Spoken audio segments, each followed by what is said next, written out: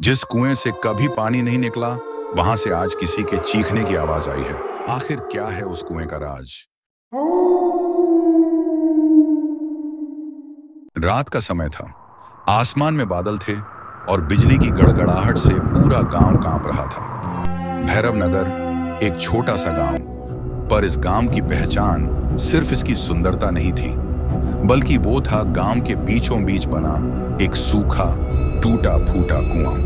लोग कहते थे कि उस कुएं में आत्माएं रहती हैं। जो भी उसके पास गया वो या तो पागल हो गया या फिर कभी लौटा ही नहीं। बच्चों को उस कुएं के पास जाने से मना किया जाता था और रात में तो कोई उसका नाम भी नहीं लेता था। लेकिन अब तक यह सब बस कहानियां लगती थीं, जब तक कि राघव उस गांव में नहीं आया। राघव एक युवा इतिहासकार था जो भारतीय ग्रामीण रहस्यों पर रिसर्च कर रहा था। जैसे ही उसने उस कुएं के बारे में सुना, उसकी जिज्ञासा बढ़ गई।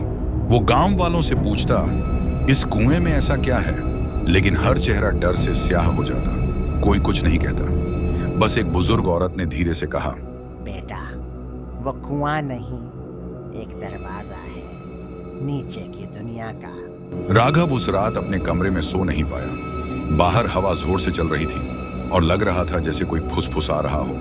राघव, मत जा। अगली सुबह राघव गांव की गलियों में निकल पड़ा। पुराने पेड़ों के बीच से हवा की सरसराहट आ रही थी, जैसे कुछ कहना चाह रही हो। वह बुजुर्गों से बात करने की कोशिश करता, लेकिन सब उसे टाल देते। तभी उसकी मुलाकात हुई हरिया काका से, गांव के सबसे पुराने और सबसे चुप आदमी से। उनकी उम्र 80 साल से ऊपर थी और आंखें ऐसी जैसे सब कुछ देख चुकी हों। राघव ने धीरे से पूछा, क्या आप उस कुएं के बारे में कुछ जानते हैं? हरिया काका की सांसें रुक गईं। बेटा, जो जानता हूं वो बताने लायक नहीं, पर अगर बहुत जिद है तो शाम को पीपल के पेड़ के नीचे आ जाना। सब बताऊंगा, पर दिन में नहीं। दिन में उस कुएं का नाम भी मत लेना। राघव को और उत्सुकता हुई। क्यों? क्या रात में ही कुछ होता है? हरिया काका बस मुस्कुरा दिया। रात में नहीं बेटा, वो सिर्फ रात को जागता है। राघव को समझ नहीं आया कि वो कौन, लेकिन डर और जिज्ञासा की मिलीजुली भावना के साथ उसने तय किया कि वो शाम को हरिया काका से मिलेगा। पर जैसे ही वो कुएं के पास से गुजरा, उसके पैरों के नीचे जमीन कांपी। उसे लगा जैसे किसी ने उसका नाम पुकारा। राघव। वो पीछे मुड़ा, पर वहां कोई नहीं था। बस कुएं से उठता एक ठंडा झोंका जो उसकी रीढ़ तक उतर गया। शाम ढल चुकी थी, आसमान सिंदूरी हो चला था और गांव धीरे धीरे सन्नाटे में डूबने लगा था। राघव तय समय पर पुराने पीपल के पेड़ के नीचे पहुंचा, जहां हरिया काका पहले से बैठे थे। एक मिट्टी का दीपक जल रहा था जिसकी लौ कांप रही थी। हरिया काका ने कहना शुरू किया, बहुत साल पहले इस गांव में एक तांत्रिक आया था, भैरवनाथ। वो लोगों को वश में कर लेता था और कहता था कि वो मरने के बाद भी लोगों की रक्षा करेगा। लोग अंधभक्त बन गए। एक दिन उसने गांव के बीचों बीच ये कुआं खुदवाया और कहा, इसमें कुछ बंद किया गया है जो उसे अमर बना देगा। राघव ध्यान से सुन रहा था। काका ने आगे कहा, लेकिन वो कुछ कोई साधारण चीज नहीं थी। वो एक बलिदान था, एक जीवित इंसान का। तांत्रिक ने एक मासूम बच्ची की बलि दी उसी कुएं में। तब से गांव में अजीब घटनाएं होने लगीं। रात में बच्चों का गायब होना, कुएं से आती चीखें, और एक दिन तांत्रिक भी गायब हो गया। कहते हैं वो मरा नहीं, उसी कुएं में समा गया। और आज भी हर तीसरे पूर्णिमा की रात वो आत्मा फिर से जागती है। राघव की रूह कांप गई। उसने पूछा, क्या आप उस बच्ची का नाम जानते हैं? हरिया काका का चेहरा डर से पीला हो गया। धीरे से बोले, झंपा। उसी वक्त पीपल का दीपक एक झटके से बुझ गया और पास की झाड़ियों से किसी के भागने की आवाज आई, जैसे कोई बच्ची हंसती हुई गायब हो गई हो। हरिया काका की बातों ने राघव के मन में तूफान खड़ा कर दिया था। झंपा, वो नाम उसके कानों में गूंजता रहा। रात के अंधेरे में गांव और भी डरावना लगने लगा था। अगले ही पल राघव एक टॉर्च, कैमरा और नोटबुक लेकर चुपचाप कुएं की ओर बढ़ गया। गांव सो रहा था और रात का सन्नाटा ऐसा था जैसे हर चीज सांसें रोके खड़ी हो। जैसे ही वो कुएं के पास पहुंचा, उसकी टॉर्च की रोशनी एकदम मंद पड़ने लगी। हवा में अजीब सी ठंडक और बदबू फैल गई थी, जैसे गीली राख और पुराने फूलों की गंध। राघव ने कुएं के किनारे खड़े होकर नीचे झांका। अंदर कुछ नहीं दिखा, सिर्फ अंधेरा। तभी अचानक एक धीमी सी आवाज आई, राघव, नीचे मत देखो।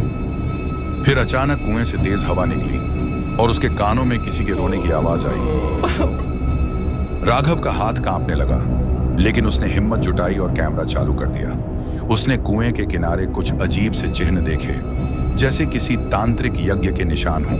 फिर अचानक कुएं के अंदर से एक नीली आंख चमकी और राघव की टॉर्च एकदम बुझ गई। अंधेरा, सिर्फ अंधेरा। राघव की सांसें तेज चल रही थीं। चारों ओर घना अंधेरा था और हवा जैसे कानों में चीख रही हो। नीचे से आती वो नीली आंख अब गायब हो चुकी थी, लेकिन उसके पीछे डर का साया रह गया था। राघव ने मोबाइल की लाइट जलाने की कोशिश की, पर स्क्रीन पूरी तरह ब्लैंक हो चुकी थी, जैसे किसी ने उसकी सारी ऊर्जा सोख ली हो। तभी कुएं के दूसरी ओर से किसी के कदमों की आवाज आई। राघव ने जैसे तैसे गर्दन घुमाई और वहां खड़ा था एक लंबा सा काला साया। सिर पर जटाएं, शरीर पर राख, आंखें खून जैसी लाल और एक मरे हुए इंसान की सी मुस्कान। वो भैरवनाथ था। तांत्रिक धीरे धीरे राघव की ओर बढ़ा और बोला, तू जानना चाहता है ना क्या है इस कुएं में? हाँ, मैं दिखाता हूं। राघव का शरीर हिल नहीं पा रहा था, जैसे किसी ने उसे जकड़ लिया हो। तांत्रिक ने हवा में कुछ मंत्र बुदबुदाए और कुएं के ऊपर एक काला भंवर सा बन गया। भंवर में दिखने लगा वो पुराना दृश्य, चंपा की बलि, गांव वालों का डर और तांत्रिक का अट्टहास। राघव की आंखों में आंसू आ गए। वो चीखा, तूने ये सब क्यों किया? क्योंकि मुझे अमर होना था और अब तू मेरी अगली कुंजी बनेगा। तभी एक जोर की आवाज के साथ सब कुछ गायब हो गया। राघव जमीन पर गिरा पड़ा था और कुएं से एक धुआं उठ रहा था।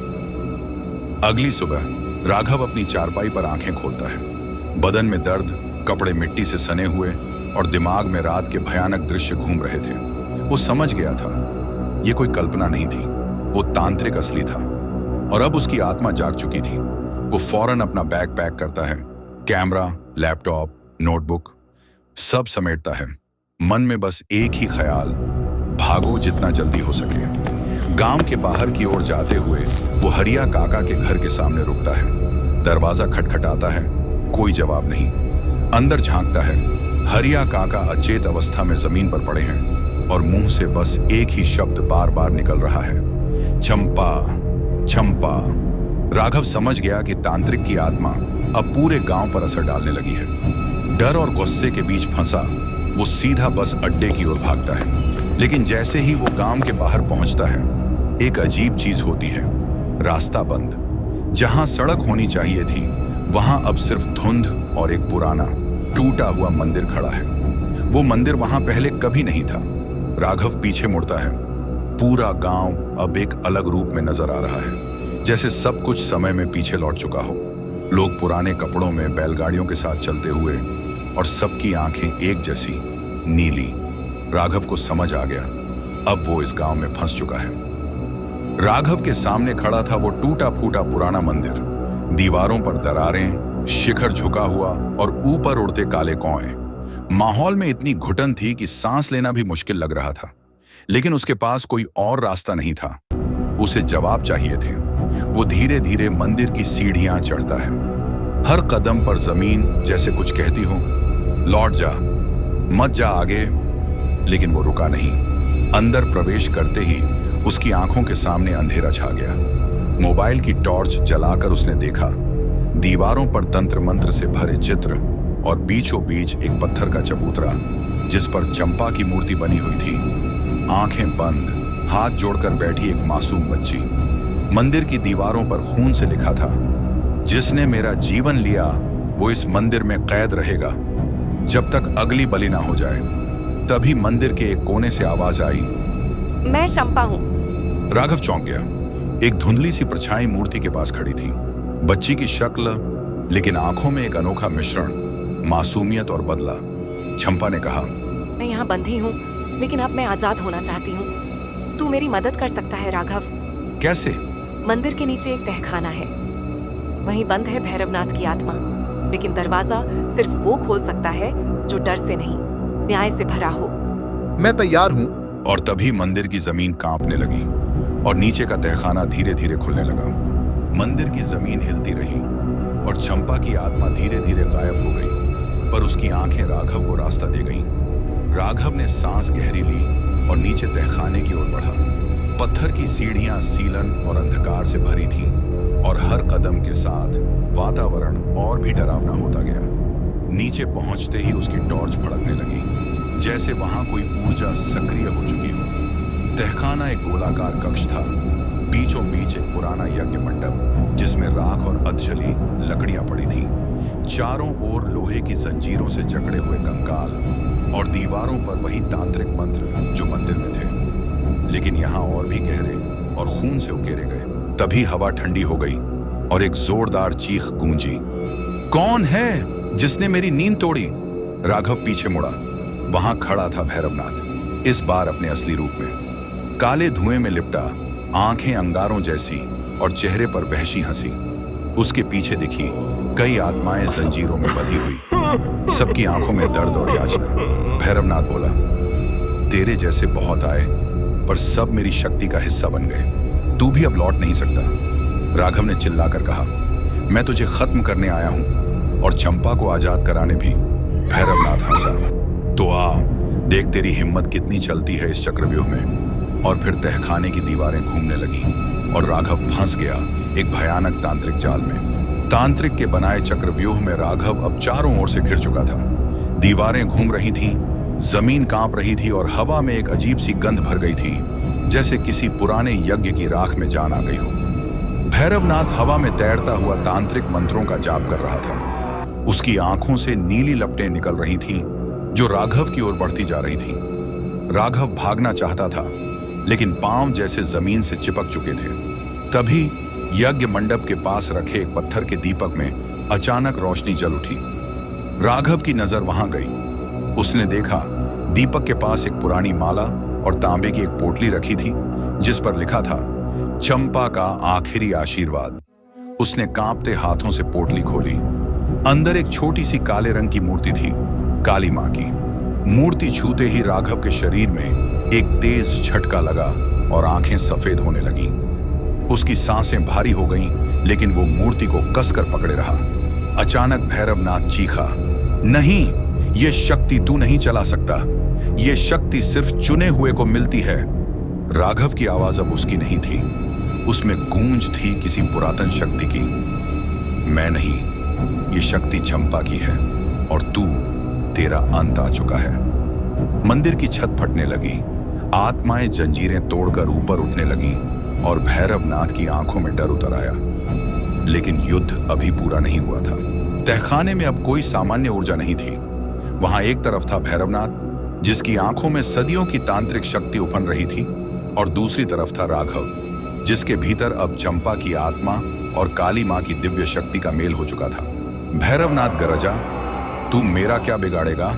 मैं काल हूं, मैं शाप हूं। राघव ने दोनों हाथों से काली मां की मूर्ति उठाई और जोर से चिल्लाया, तेरा समय पूरा हुआ, अधर्म अब नहीं बचेगा।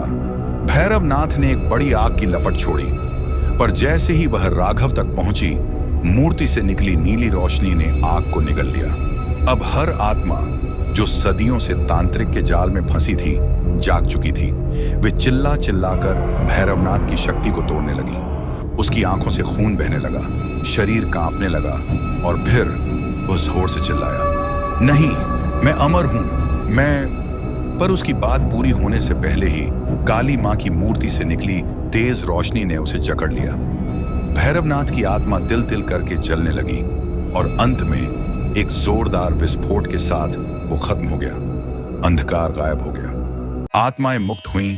चंपा की आत्मा मुस्कुराई और राघव से बोली, अब मैं शांति में हूं, धन्यवाद। मंदिर, तहखाना और वो सारा भय पल में जैसे गायब हो गया। राघव अब गांव के बाहर खड़ा था। चारों तरफ उजाला, बच्चे खेल रहे थे और वो कुआं अब एक सामान्य जल स्रोत बन चुका था। उसने पीछे देखा, मंदिर की जगह अब सिर्फ एक पीपल का पेड़ था। राघव मुस्कुराया, शापित नहीं, अब ये धरती पावन है,